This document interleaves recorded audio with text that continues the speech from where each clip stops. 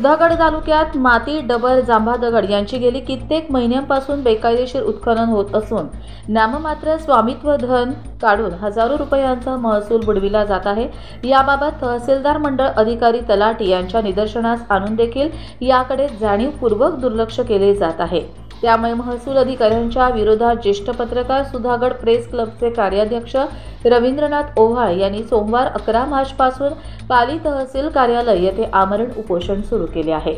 उपोषणकर्ते रवींद्रनाथ ओव्हाळ यांची उपोषणाप्रसंगी भेट घेण्यासाठी आरपीआयचे तालुका अध्यक्ष राहुलभाई सोनावले आणि तालुक्यातील महिला कार्यकर्त्या दिसत आहेत आणि सुधागड प्रेस क्लबचे अध्यक्ष विनोद भोईर, निशांत पवार, संतोष उतेकर, संदेश उतेकर, ॲडव्होकेट सुशील गायकवाड, सचिन देशमुख आदी पदाधिकारी उपोषणास सहकार्य करीत आहेत।